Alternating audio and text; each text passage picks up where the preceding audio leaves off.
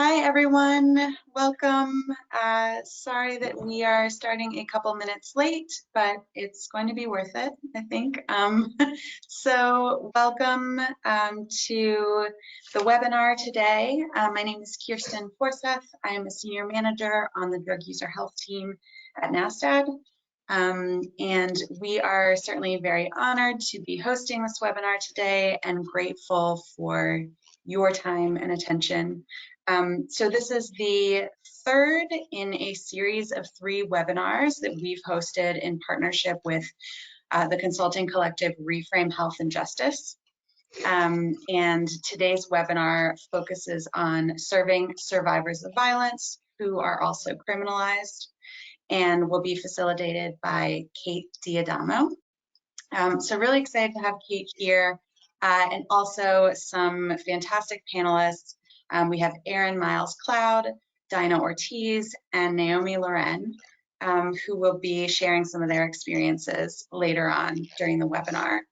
As I said, this is the third in a series of 3 webinars we've done with Reframe Health and Justice. The first one focused on sex worker-centered harm reduction, and the second one focused on trans-inclusive and trans-centered harm reduction services. So you can find the recording and slides for both of those webinars on NASTAD's Drug User Health page online, and this webinar will also be recorded. And a recording and the slides will be available following today's session. So I am, again, really honored to host this webinar about a really critical, but I think underdeveloped part of our harm reduction drug user health work, especially in the sort of public health systems and health department landscape. And we'll be handing it over to Kate in a moment. If you could go to the next slide.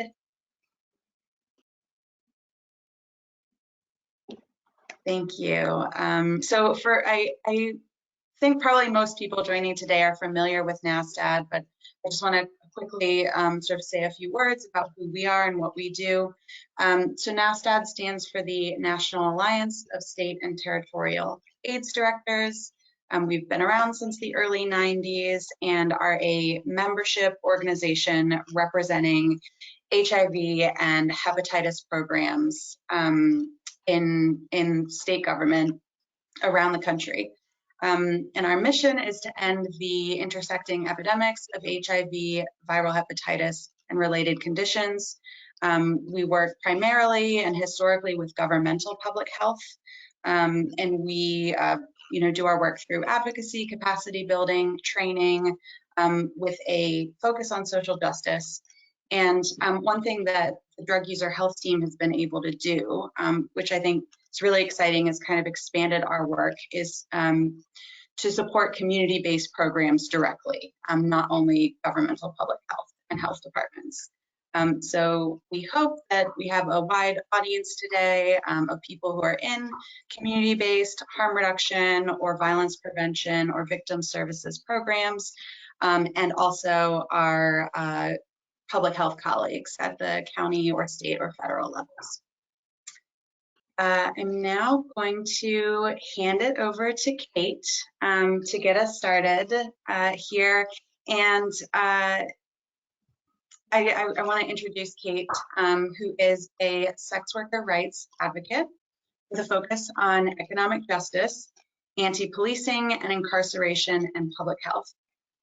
Previously, Kate was the national policy advocate at the Sex Workers Project at the Urban Justice Center and community organizer with the Sex Workers Outreach Project, focusing on improving the health and safety of people who trade sex.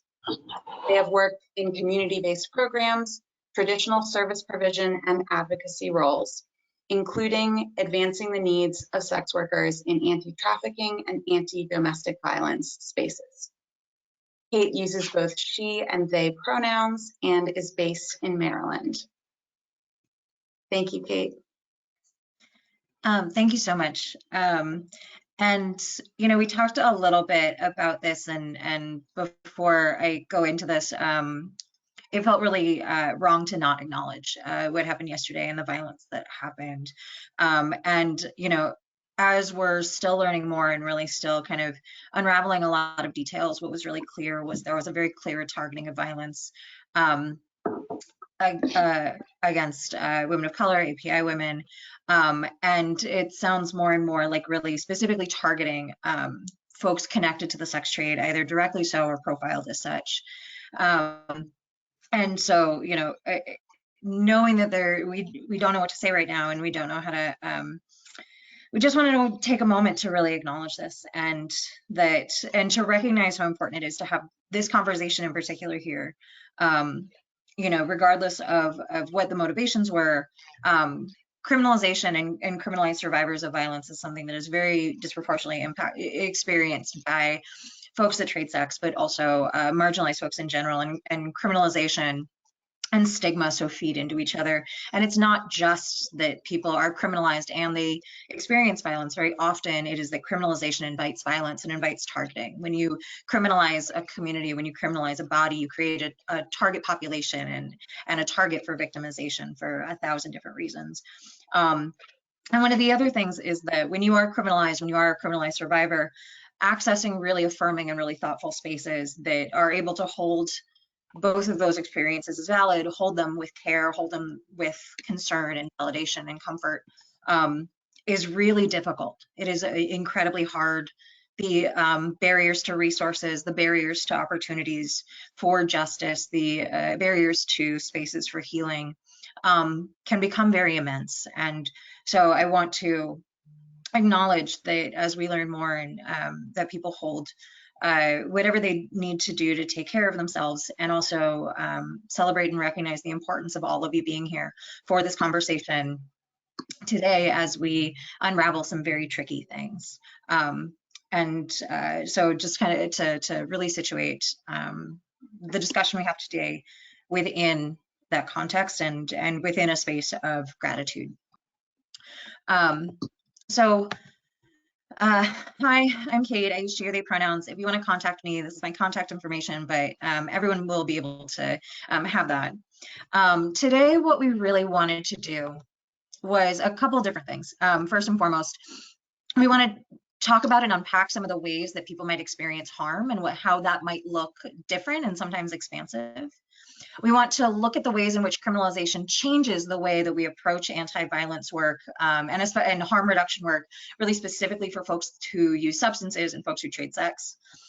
And then establish familiarity with concepts around trauma-informed care, which a number of you had really great responses to when we filled out, or when you registered.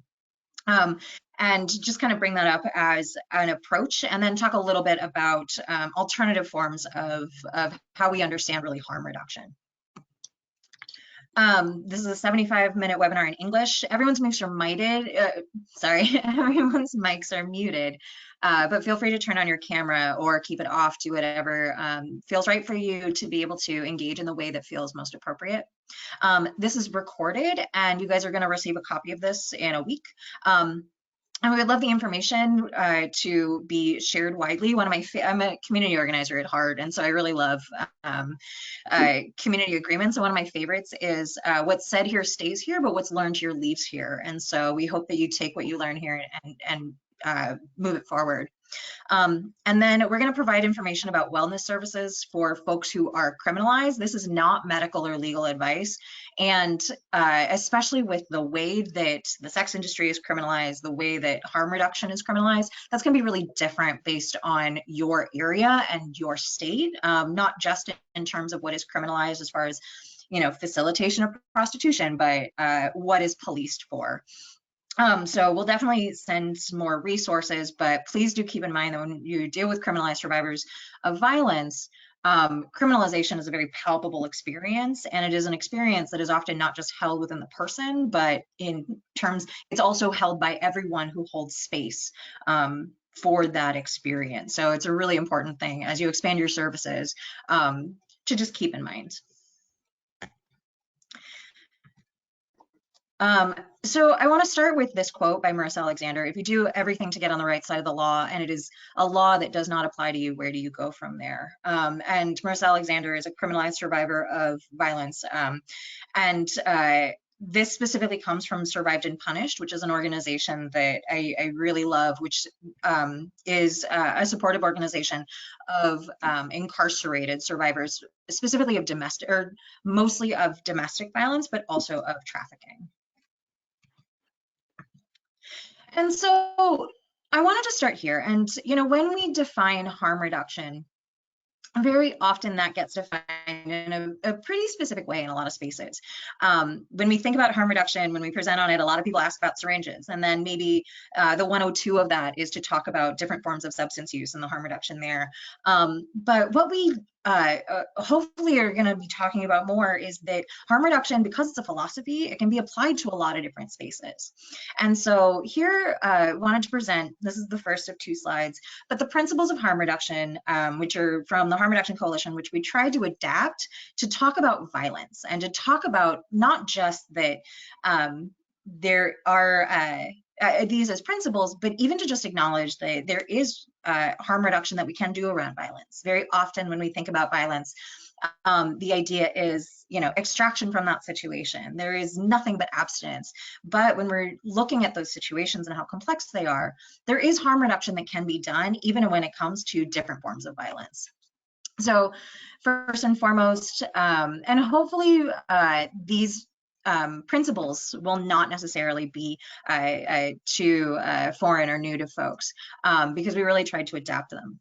But first and foremost, similarly to substance use, all relationships and situations are complex, they're multifaceted, and people are capable of decision making. People are logical beings. And when we don't understand those decisions, it's our understanding and not their logic, which is necessarily to be questioned.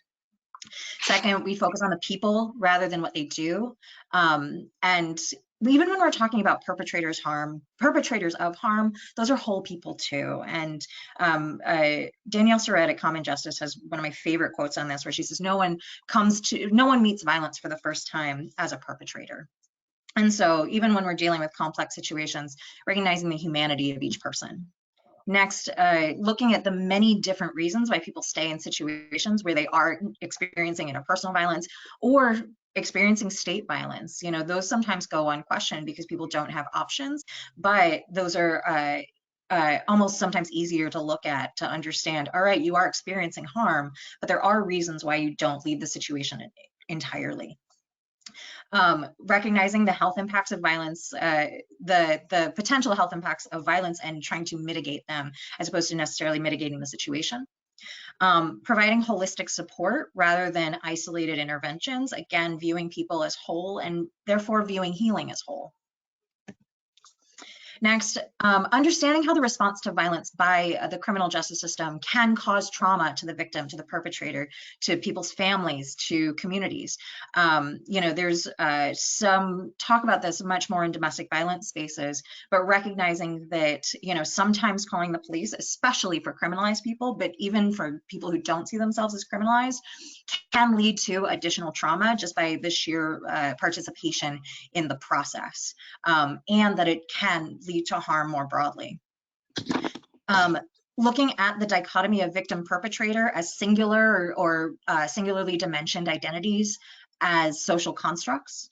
And then looking at the good victim, bad victim construct as well. Very often, one of the challenges and one of the barriers for people to disclose their experiences of violence is that they don't consider themselves a good victim, or they believe that there is some part of that invited their violence and means that they're not allowed to heal. And so recognizing the complicated nature of that assumption. Understanding that one person's experience does not equal all of the individuals, and so there is no singular way to approach healing, to approach safety and harm reduction, and that understanding that justice and accountability are broad terms that do not necessarily invite state intervention. It is, as I'm sure so many of us are aware, there are a lot of different ways that people feel healed, that people feel that justice has been done, that people feel that someone else has been held accountable for some form of harm. It doesn't necessarily involve the state. And for a lot of criminalized folks, it probably doesn't involve the state just because of the ramifications of that. And so honoring that when someone says they want justice, that can look a lot of different ways and should invite more questions than immediate answers. And so we wanted to talk about, especially when we're talking about violence, when we're talking about a lot of different concepts, very often violence is described as this singular kind of interpersonal experience. And this is a framework that was pulled by Insight, which is a woman of color collective. It was an anti-violence collective that came together to do some really amazing work reimagining the way that we understand a lot of these concepts of violence. And first and foremost, there's the piece that we kind of understand already and we talk about already, because when we say violence more broadly, this is often what people think about.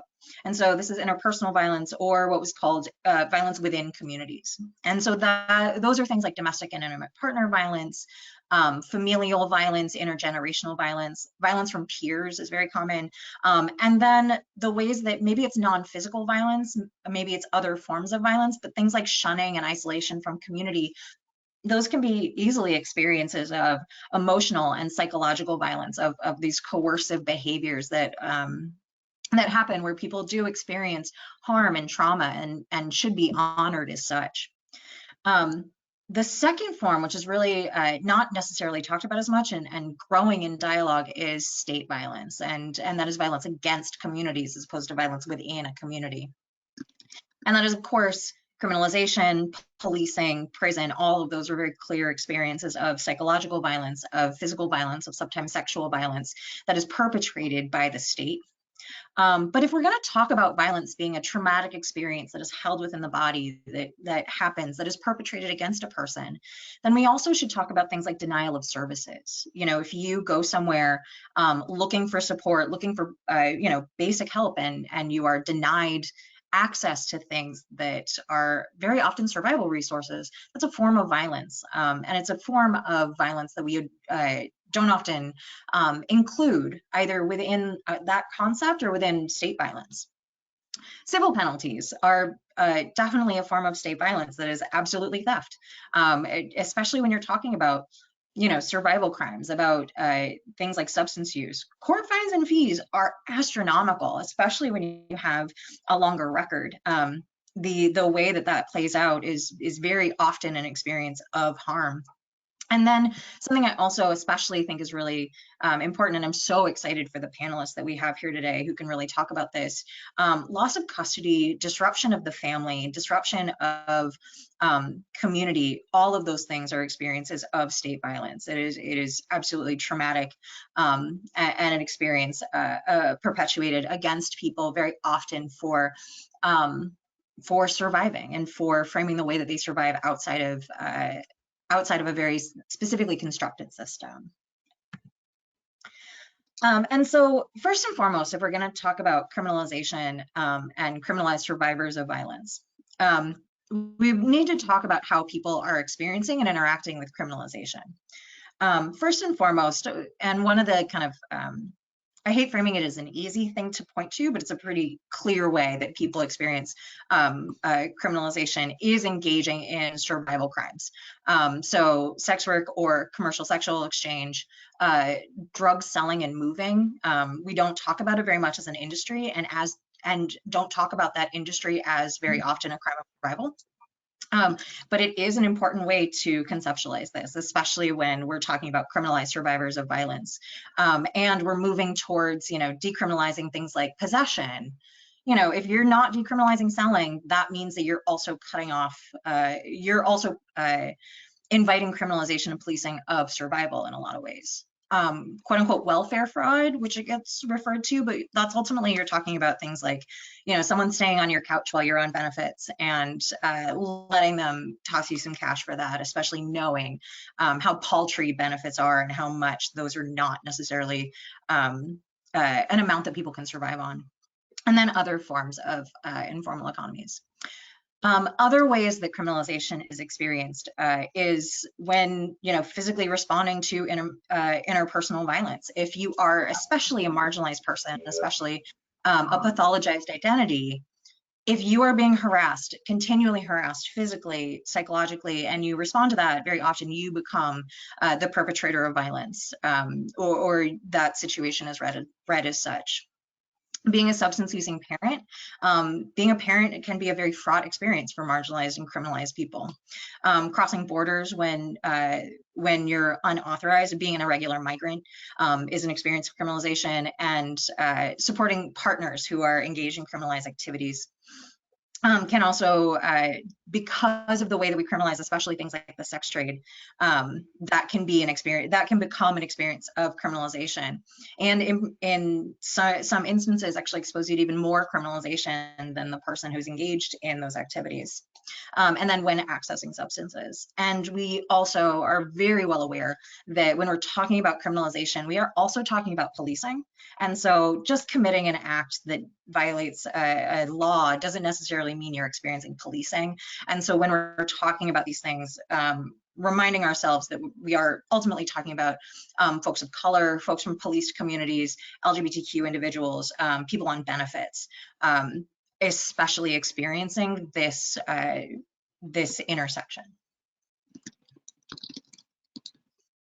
And who enacts criminalization is also something to talk about, because we can talk about police and law enforcement, but there's a lot of other bodies, especially when we look at the broad view of state violence, there's a lot of other bodies that are going to be part and parcel to this, including child welfare, immigration, and especially social service programs that are either predicated on or too intimately tied with law enforcement.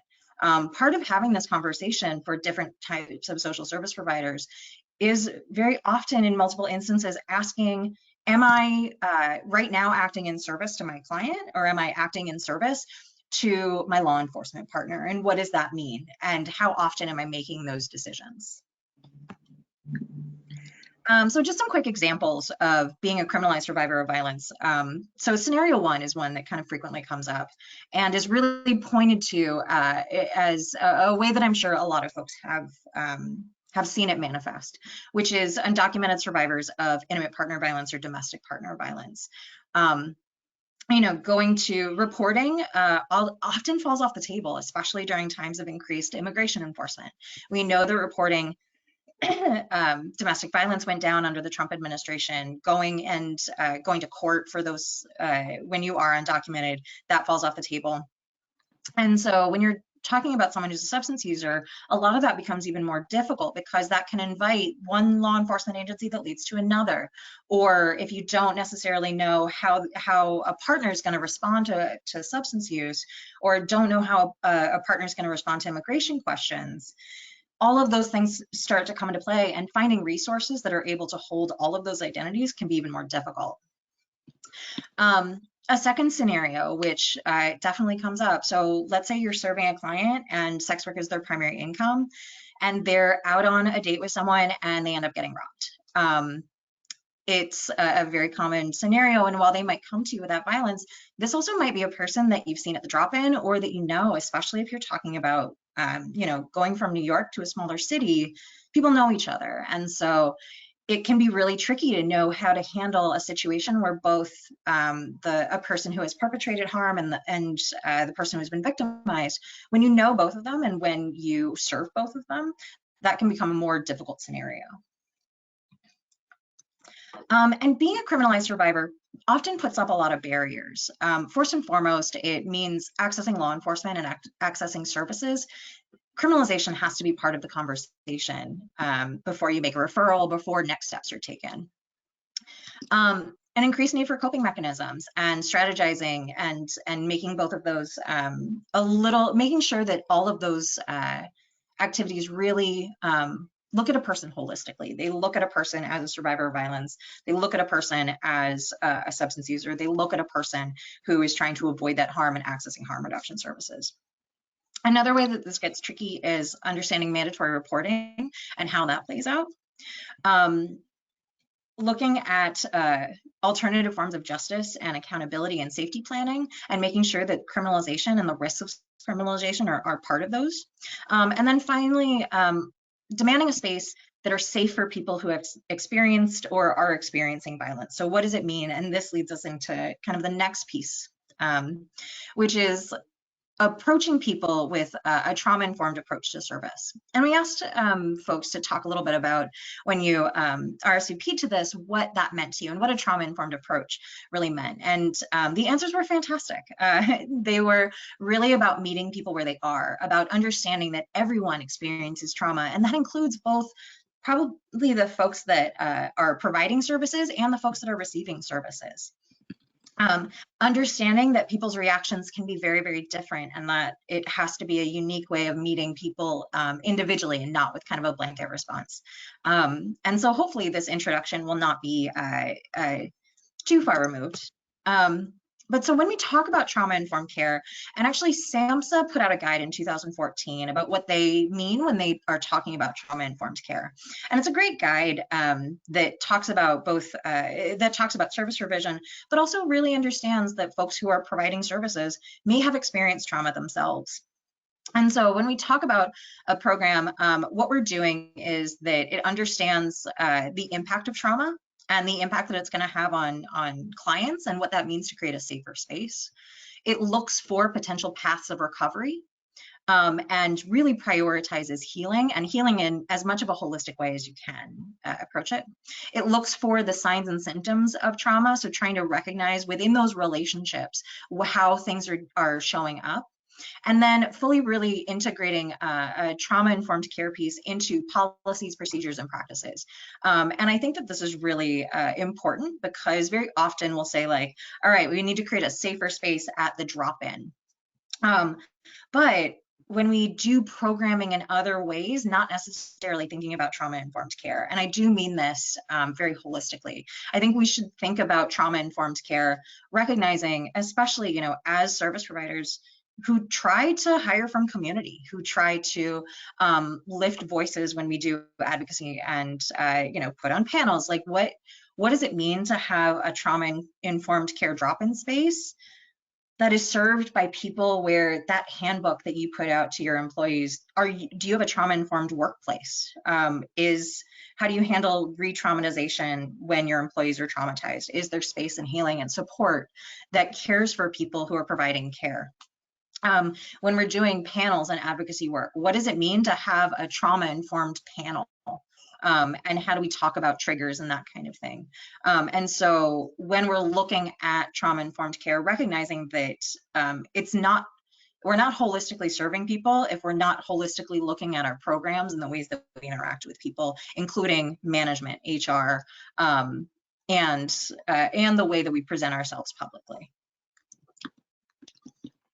And so some of the dynamics that are really important are, first and foremost, having an ethic of safety. And that can mean a lot of different things, and allowing people to define it holistically for themselves is really important. Safety means, not just kind of, what does our drop-in space look like, and are there, sharp corners? But also, do we have a policy on sexual harassment? Do we have policies on how to address accountability when something goes wrong? Do we have a policy on anti-oppression when there's two interactions and it is a very race or gender-based interaction that feels really unsafe for people? All of those things define safety. And so how are we serving holistically the community that we want to serve?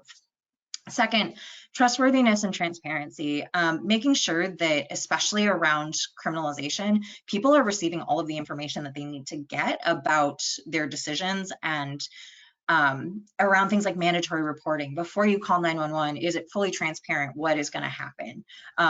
And do you have a trustworthiness where that person is able to disclose that information is a lot of what this rests on. Peer and community support is really important. There can be a lot of shame wrapped up in things, and having people with shared experience around and available is really helpful. Collaboration is incredibly important, making sure that you're interfacing with folks about these experiences, taking that feedback and crafting something together is, I think, a really foundational step. Empowerment, voice, and choice is about making sure that we're uplifting folks to be part of a collaborative process, and making sure those spaces are accessible and thoughtful. And then finally, cultural humility, specifically not cultural competency. people have overlapping and intersecting identities, and cultural humility is about making sure that we're able to meet everyone where we are, and where we're able to actually learn from each other and learn from that person's experience. We're never going to be perfect on everything, and we shouldn't attempt to be, because that assumes that there's a finite experience that is unevolving, and that doesn't have another layer of nuance. And so cultural humility around criminalization and the ways that people engage in criminalization is an evolving but really important practice. And so what organizations can do is a lot about what we're about to shift into with these three incredible folks. But just some of the quick things is be a barrier between that person and the systems that put them at risk. A lot of times, providing services is about being the person that says, all right, here are the risks that you're going to take on. And so the harm reduction is that I'm going to interface first with a victim witness, a support person. Because they're state involved, I'm going to have a conversation with them, make sure they're using the right pronouns, making sure they're using the terminology that feels good, that they're disclosing everything. And I'm going to check in with you, because right now you need a buffer.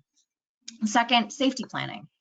Safety planning is a really common tactic, especially for intimate partner violence organizations. Making sure that that is responsive to the ways that people need to stay safe means incorporating criminalization into those practices. Having community accountability processes. People are going to experience harm in a lot of different ways and around a lot of different folks. Having options other than law enforcement is direly important, because without those options, there's an A or a B, and B usually is what happens, and B is usually that it gets swept under the rug. Get to know your partner organizations. What are their practices? How do they approach these kind of issues, and how do they approach these conversations? And are they informed on what it means to be a criminalized survivor of violence? And then finally, recognizing that there's a lot of different ways that people identify harm. And our first step should be, how do you identify harm that you want to mitigate? And not necessarily just coming in with the assumption of how we define harm reduction in someone's life. And we're going to send out these resources as well as some additional ones, but these are just some quick places to start for this conversation. But I'm really excited right now to pass it over to some really incredible folks. And we're going to go down the line and then have some questions after this. But I was hoping that everyone could just take a quick few minutes to talk about, first and foremost, please introduce your program and share a little bit about how criminalized survivors of violence, how that comes up for you in your program, and how you hold that kind of space when doing the work that you do. So first and foremost, I would love to introduce, pulling all the beautiful bios for these amazing folks. So first and foremost, Erin Miles Cloud is the co-founder and co-director of Movement for Family Power. For nearly a decade, she was a family defense attorney at the Bronx Defenders, where she worked to defend parents from one of our most violent carceral systems, Child Protective Services. Movement for Family Power works to end the foster system's policing and punishment of families, and to create a world where the dignity and integrity of all families is valued and supported. So Erin, I would love to share a bit, I'd love for you to share a bit about your incredible work and how this issue comes up for you. Thank you. I'm so happy to be here today, and that was a really incredible presentation. So my name is Erin Miles Cloud. I use she and her pronouns. I'm calling from the Bronx, which is Lenape land. And for people who may not be able to see me, I am a light-skinned Black woman with gray hair and an afro, and I'm wearing kind of off-white and gray sweater. And I started an organization with my partner, Lisa Sangoy, Movement for Family Power. It's an abolitionist organization that works to end and eliminate foster care, or the idea of foster care, from our society. And I think this really dovetails and connects really deeply with the idea of how do we change the way that we are criminalizing survivors, right? I think often when people think about the child welfare system, which more people are calling the family regulation or family destruction system, they think about this as being a system to support survivors. They think about this as being a system that creates or promotes safety for young people and children who have survived harm in their family. And I think the work that we do and the reality of what is actually happening is quite the opposite. This is a system that creates unsafe conditions for surviving violence, both as, you know, a caretaker, as a young person, as someone who cycles from a young person to a caretaker, and being criminalized both by the system as a young person, as an adult. And I'll give you a couple really clear examples if people are not necessarily as familiar with the system. When we think about intimate partner violence, we think about that as being something where we're saying we want to support people who are surviving intimate partner violence. Unfortunately, people who have survived intimate partner violence or are living through situations of intimate partner violence, because sometimes there's not a finite end or beginning, right? I think that's important to understand, have named in particular the family regulation system as a barrier to safety. There have been countless studies, and we really don't need studies. You can just talk to people that have said that they have not been able to access help and support, because when they have asked for help or support and just a listening ear to talk about what's happening in their home, they've been reported, they've had their children removed, they've gone through lengthy child custody cases to get their kids back from the government, and in many places, in many states, have also faced felony charges just for sharing information about what's happening to them.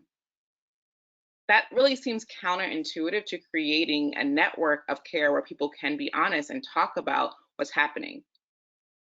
We also know for sure that people who have survived the system of the family regulation system are often the very same people that become criminalized as caretakers, right? And so it is not to say that there is never or not harm in families. That is absolutely something that occurs, but the response has been to remove, to separate, to surveil, to punish, and then to later on abdicate responsibility when that person becomes an adult and say, oh, you are fundamentally flawed and now you cannot take care of people, right? Without saying, hey, this is a really terrible racist system that has actually never cultivated safety in any way, shape, or form. And we are actually responsible for generations of harm within communities. And we've abdicated our responsibility to be protective of our own people. And so when we talk about the criminalization of survivors, we have to really understand that the very systems that we've set up in our society actually aren't set up to promote any forms of safety, and we must include a family regulation system in that analysis.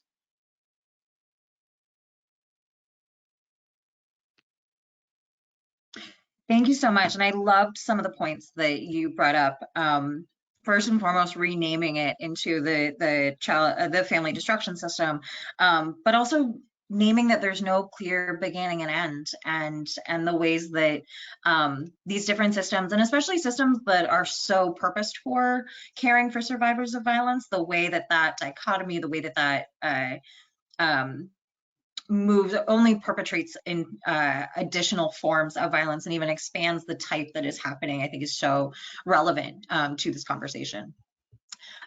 Next, Dinah Ortiz is a writer and activist who has dedicated the majority of her time advocating to end the stigma surrounding people that use drugs. And she has devoted over 8 years advocating for marginalized parents in a variety of contexts, and contributed to Rise Magazine, The Chronicle for Social Change, and other publications. She has appeared on dozens of panels nationwide to discuss the racial disparities in the child welfare system. Dinah, I would love for you to share some more about your incredible work.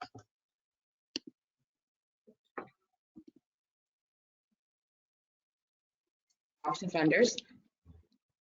Okay, can you hear me now?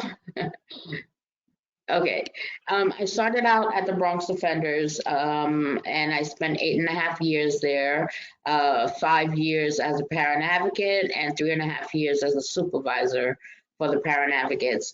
My passion, which I knew from the beginning, was parents who use drugs, because that was my experience. My daughter, who is my youngest, I have 3 boys, and then my daughter was removed from me in the hospital when she was born because she had MAT. She had methadone in her system and Xanax.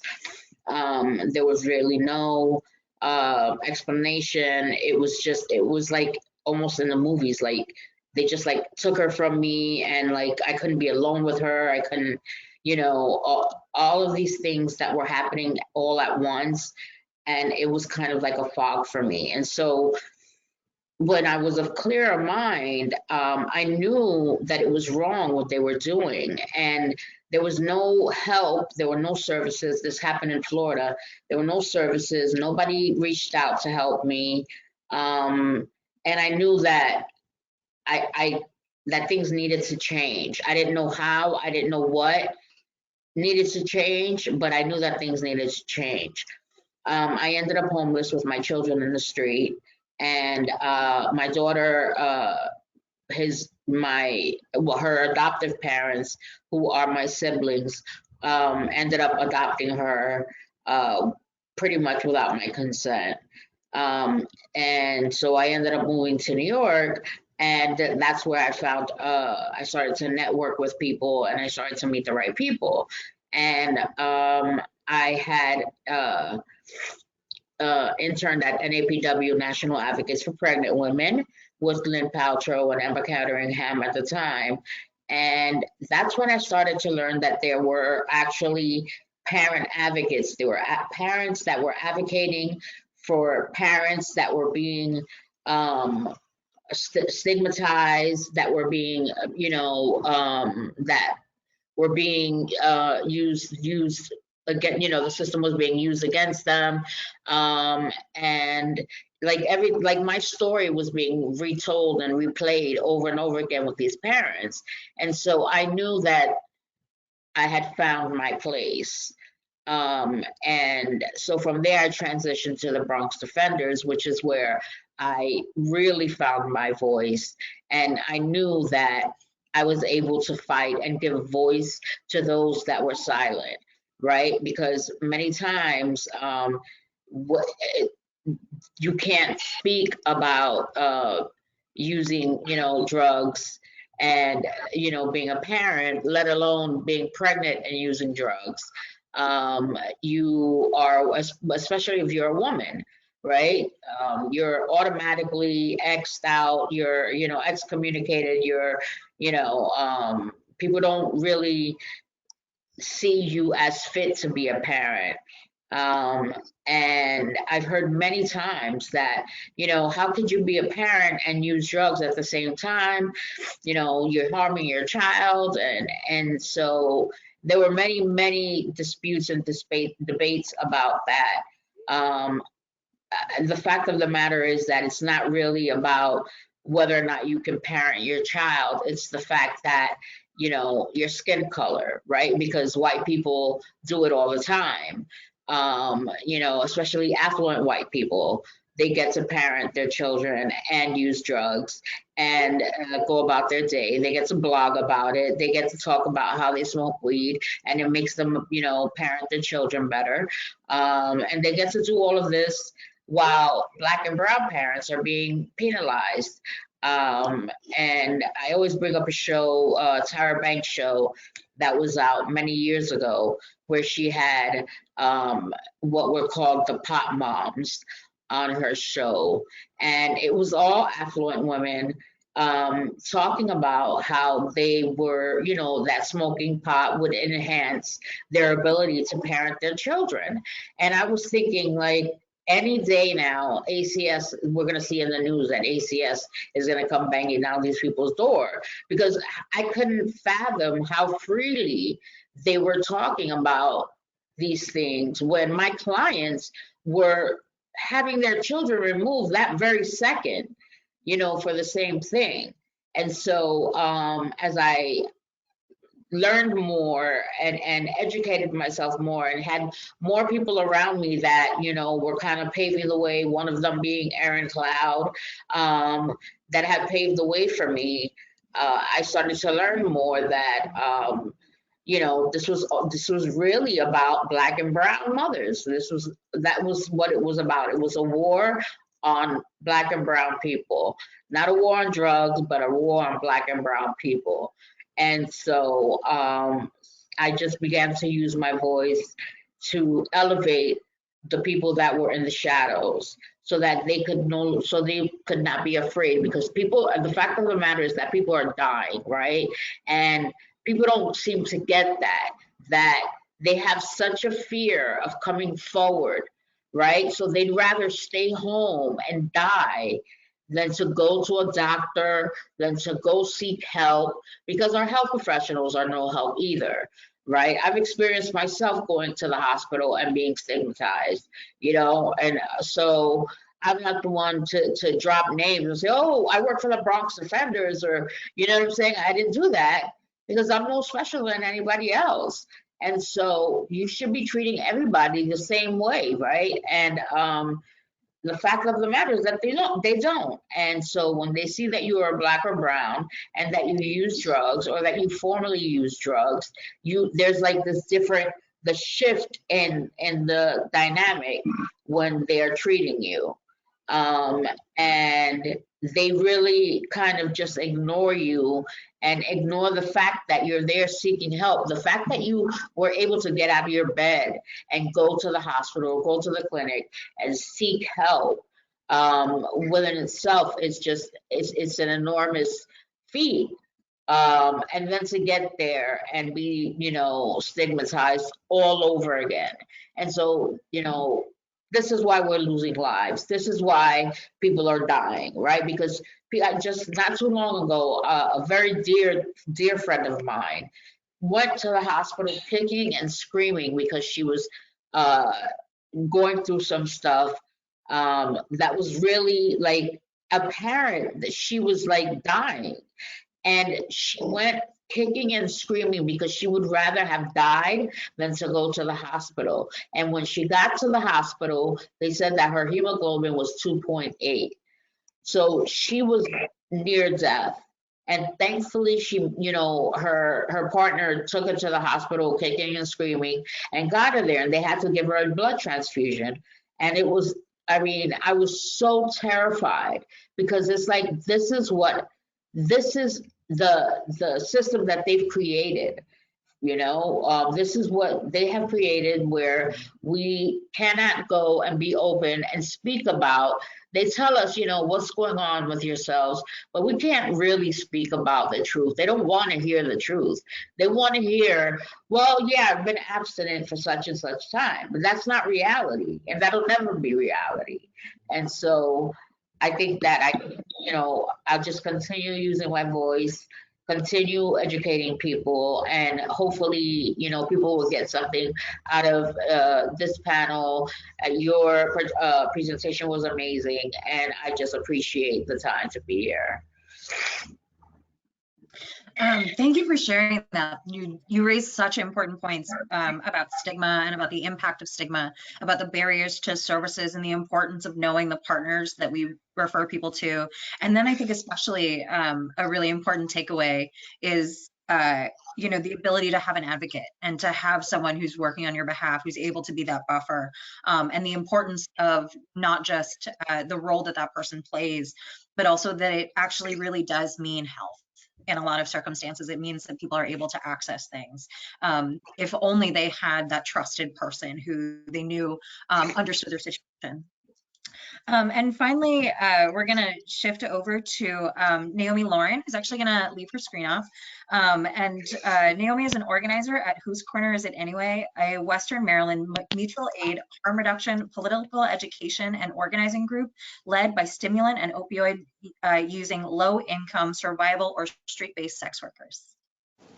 Hello, thank you so much for having me. I'm so excited to be in community with this group of luminaries. I've been a big Erin and Dinah fan for a long time. We have mutual friends at USU, so it's exciting to virtually sit next to you folks. And actually, Kate, you misspoke a little. I know you know that we're in Massachusetts and not Maryland. Sorry. That's okay. So Whose Corner Is Anyways in Western Massachusetts. Maryland is also a wonderful place for people to be. And we are, as Kate said, a peer-run organization for sex workers, and specifically low-income sex workers. All of our members either inject drugs, are or have been homeless, or work or have worked outside. And so we are a really specifically curated subgroup of sex workers, and we do that for a number of reasons. And when Kate asked me to talk about interpersonal violence, the way that that comes up for me in this work is that is two ways. One is that Whose Corner ourselves are a service provider to some degree. We run a small needle exchange, and we have run a needle exchange from the beginning.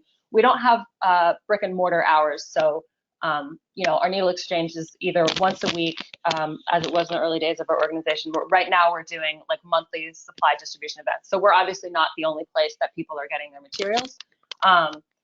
But then another piece of what Whose Corner does as an institution is we advocate for our membership in their interactions with other service providers, which often is about navigating the ways that those service providers fail to support our members as survivors of violence. And so I kind of am wearing two hats here as both a person who also is a service provider myself and someone who is a professional grump at other service providers. And so there's sort of two kinds of interpersonal violence or there's two kinds of violence that I want to talk about, which is interpersonal violence, either that's lateral.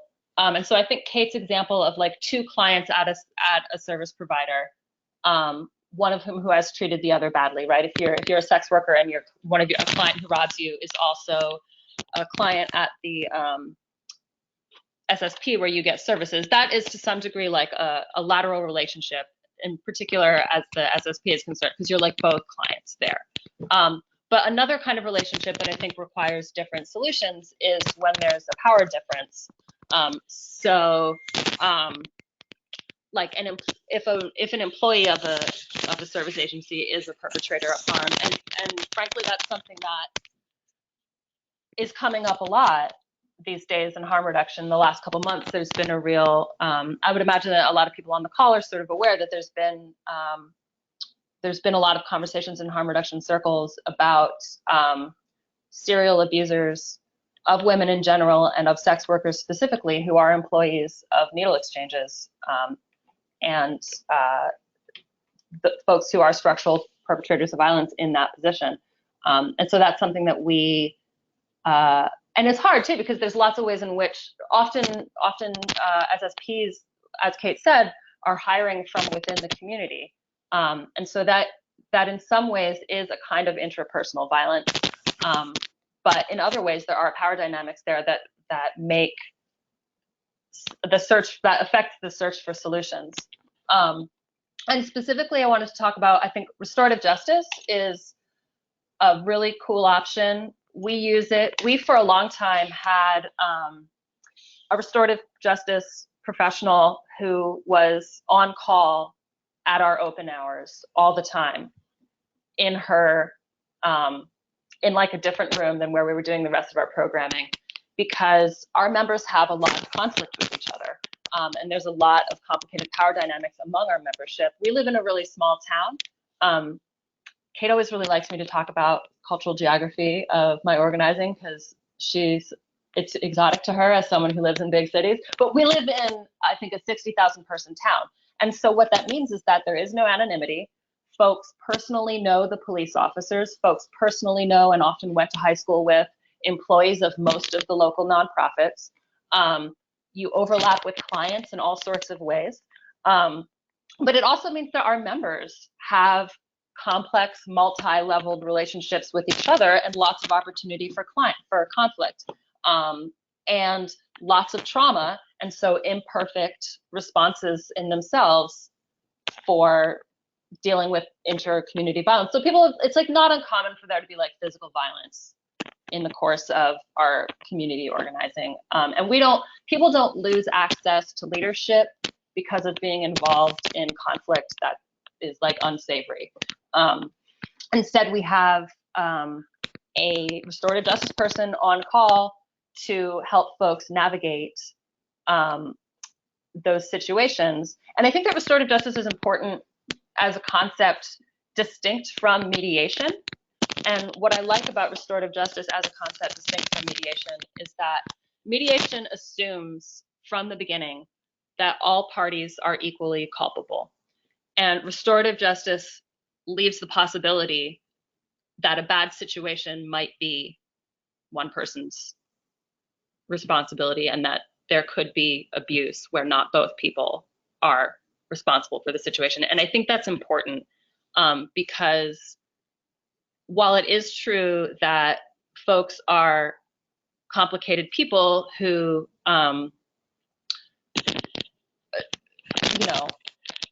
it is true that folks are complicated people who are not defined by their worst actions.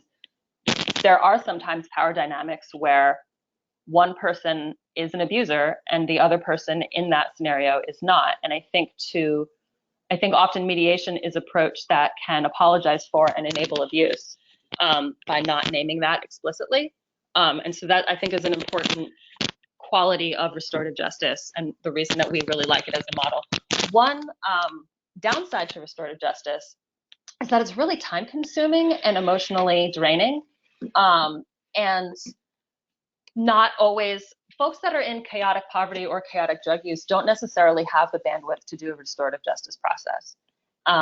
And I think sometimes there's this idea that restorative justice is a panacea and that if there's sort of a problem, you can just tell everybody they have to do a restorative justice process and then you're done. But that sort of privileges people who have the bandwidth to endear themselves to a person running a restorative justice process at the expense of folks that are too messy to do that charismatically.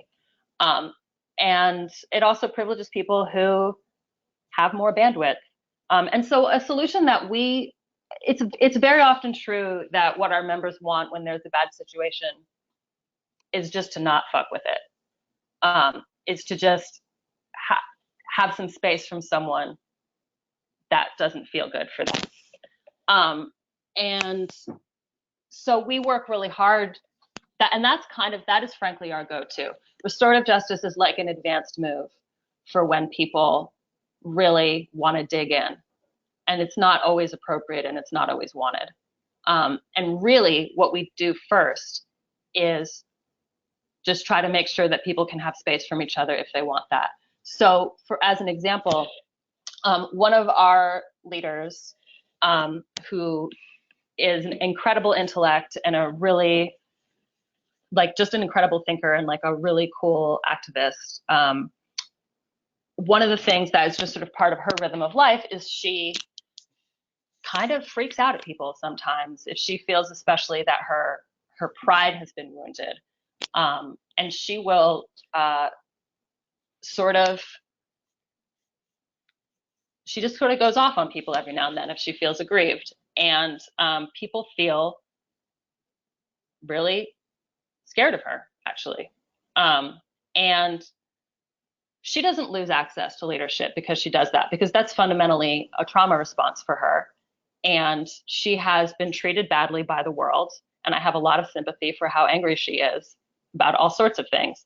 And she also just really does not she's dealing with a lot of life stuff where she's not trying to get into some 12-hour process with every person that she's yelled at, And so what we do instead is we just put her on different projects than people she's had conflict with, because that's what they both need. And if she someday wants to have some restorative justice process about any of that, great. We'll get her those resources, but we're not demanding that as a prerequisite for her access to leadership. And so the accommodation that we make for her is some separation. And I wish that was an option. I think that is fraught when it comes to relationships where there's a power dynamic, not least because liability issues come into play. But so the example that Kate gave, which I think is such a good one, about the client where a sex worker's client is also a client at an SSP and they have been robbed. If I, as a sex worker, was asked by a service provider to, after disclosing something like that, to do a restorative justice process with a client who had robbed me, I would be livid and never get services there again. And I think that, so that's an instance where restorative justice would be like profoundly inappropriate as a response. And so in that situation, the response would be to ask that person, what can we do to support you given that this has happened? And like in our community, that sex worker would already know that that person got services there. But one option might be to suggest to either the sex worker or the person who robbed them that you would deliver things to them instead of have them come in to the SSP. Like I wouldn't, as a sex worker, I would not want to run into that person in the lobby again. And so the accommodation that you might make for that sex worker is to say, to avoid running into this person, would you want us to deliver things for a while? I would appreciate being offered that.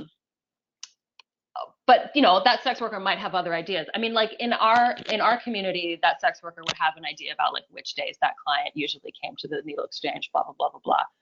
And I think there's ways to be careful about like anonymity and stuff, but I would do some safety planning with that sex worker about what they would need to continue to feel safe to access the needle exchange services. I feel like I've been talking forever. So I'm gonna just stop now rather abruptly. And I'm excited to get more into things as we answer questions. You brought up so many, I think, important points and really great steps for folks, and especially, you know, naming the power dynamics, I think was a really helpful way to kind of frame this, especially because, you know, criminalization, being a survivor of violence, all of those incorporates power dynamics into it. And so, you know, with the last couple of minutes that we have, I would love for each of you guys to talk about what can, you know, since we have so many service providers on the call, what can service providers do to take the next step to build a space that is safer for and more accommodating to and more responsive to the experience of criminalized survivor of violence? I'll jump in. And I think a concrete step is to stop reporting to child services, stop calling the police on people. If you're worried about your license being attached to a carceral system, then organize and resist that attachment. I think it is going to be very effective if people in a position of power can lobby to end those types of criminalization and start to create safety. I think a longer term thing that we need to do is also, you know, we need to stop mandated reporting. We need to stop calling the cops on people who are surviving violence. And also, we need to stop internalizing that as a response within ourselves, especially when we consider ourselves, you know, trying to give care and support, right? If you are someone who believes you're providing a service, like I hope that you also believe that you are like providing care and support. And that means you have to do your own work with your own, you know, things like, you know, figuring out why we can only see drugs from the context of the war on drugs. Like I internalized the war on drugs my entire life. I saw that, how I understood my own family history, my own experience, right? And so have you done your own work in doing those things? And have you kind of worked on your own the own cop that lives inside you, right? Which are two different parallel tracks, because we have to end the reporting, but we also have to end the culture of reporting as the response. Yeah, I totally agree with everything that Erin said, of course. And I think that we have to, in order to do that, we need to think outside of the box, right? We have to realize that when we call the cops, there's a ripple effect that happens that is beyond our control once we pick up the phone. Exactly the same when we call ACS or CPS. There's a ripple effect that happens that we don't even know happens once we make that call. We think that we're doing something good, but we actually are not. We have ruined this family for life, because at worst, the children will be removed and they'll be in court, you know, for ages trying to get their kids back. And at the very least, they'll be on the state central registry until their youngest child turns 28. And so they won't be able to work around children. They won't be able to work in schools. They won't be able to work in daycares. So their lives are ruined either way. And so it really is about looking at our own internal biases, and sometimes minding our own business works very well. Related to what both Erin and Dinah said, I think, the gold standard is stop calling the cops. That should be what people are doing. But if for whatever reason, if you are a service provider at an org where there are cultural pressures within the org to adhere to mandated reporting requirements, like if you don't feel like your boss would support you in that, if you feel like you have, if for whatever reason you feel like you're not in a position to resist that mandate, please tell clients that. And I think that, because I think that what Whose Corner members report is a profound feeling of betrayal when they go to someone for help and that person reports them. And so if you hear someone say something that clicks your mandated reporter flag, stop them and say, hi, I'm sorry, did you know I'm a mandated reporter? If you say XYZ, I have to call the cops. So you didn't say XYZ, right? Give them the chance to edit what they say to you if you don't have the strength to resist calling the police. And I would say, like, I'd also add to what Naomi's saying. I think you can say that upfront to anyone, right? Like, you can just give people transparent information about your connection to personal services and just don't deny that as a part of your reality. I think sometimes we're in positions to like provide support and care. We want to deny that reality that we're actually connected to the state. And that can just be an upfront conversation. I would also say, like, if that is an upfront conversation and you're in a position of privilege, like, you also have an ethical obligation to be connected to places to organize and resist that continued mandate, right? I understand that definitely marginalized people and people who are more proximate to the issues, not directly impacted, proximately connected, are often under a different pressure and obligation to fulfill their contractual duties, right? Like, Black people are more likely to have to be responsible for paying for more family members, and we're in positions where we may not be able to do that, right? But then that means, like, if you are not that person in your organization, then like you have even more of a responsibility, right? If you're a white person with economic privilege that works in an organization that is required to call carceral systems on people seeking support, guess what? Like, there's less of a sympathy for you to kind of say, well, this is just my license, right? It's keeping you employed, and which means you have an ethical obligation to not only say that upfront to people, but to work to unwind that moving forward. And unfortunately, we only have like 2 minutes left. And I'm going to add on that, in my experience and having to navigate some of this stuff. If you are a mandatory reporter and you say this information, I'm going to have to report, it is really handy to say, but this other person that I work with is not a mandatory reporter, so you can talk to them. Or if that person says, what does that mean? And it means calling someone for intervention. You don't pass them off when you're a mandatory reporter. You don't just hand them off to the cops.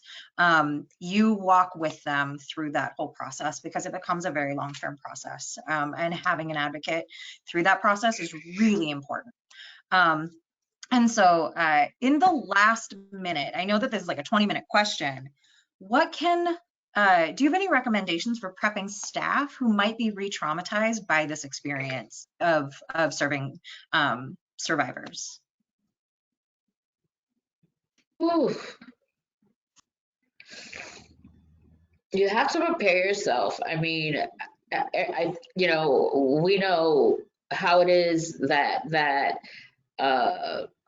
transference and common transference of emotions and feelings, and it's okay to be connected to your client. It's okay. I mean, how many times we've cried, in our offices over, our clients that we have come to be so attached to. But we also have a job to do, and we have to make sure that we do our job to the best of our ability. And if we're all in our emotions and we're sulking and we're not, being our best selves for them, then we're of no value to help them in the way that they need it.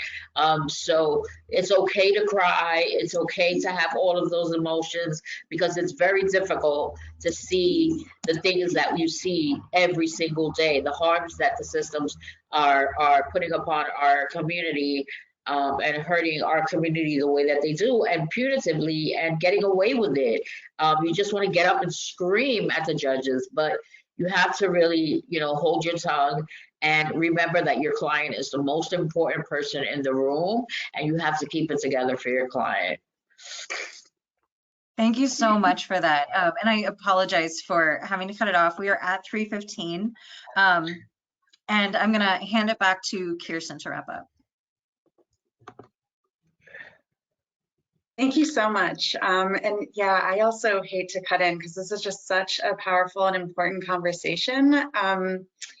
And I wish we had more time. I'm already thinking about a potential part 2 to this webinar. So I want to say that I really appreciate everyone attending today, and Kate, your facilitation, Dinah and Naomi and Erin, just such important pieces to our kind of systems level work in public health and in harm reduction, to really kind of expand our areas of work, the way we understand harm, to really work more towards challenging, carceral systems of criminalization, and moving away from those approaches, shifting resources towards services and community programs and people that are really able to give marginalized folks the support that they deserve. Anyway, lots swirling around in my brain right now, but I will quickly say that this webinar is funded by the CDC through their National Harm Reduction Technical Assistance Center. And NASTAD is one of the TA providers through that center. You can reach us at druguserhealthpa@nastad.org, and we provide all kinds of assistance around policy development, programming, stakeholder and community engagement for those who are running harm reduction programs, or supporting them through funding or governance. So at the state health department level, or other agencies that are affiliated with drug user health services. So please get in touch. I know we didn't have as much time as we'd like for Q&A from the audience, but we're very happy to connect you with any of the presenters or with additional resources. You will also receive a follow-up email with a link to the recording of this session, as well as the slides, and any links to other resources that have been mentioned throughout this presentation. So sending a lot of gratitude to those who are here in this conversation today. And I hope that NASTAD can continue to be in solidarity with people doing this work on criminalization and to support survivors. And just the sincerest thank you to Dinah, to Erin, and to Naomi. You three are brilliant, and I thank you for your work. I thank you for your time, and I have just such gratitude that you exist in this world. Sure.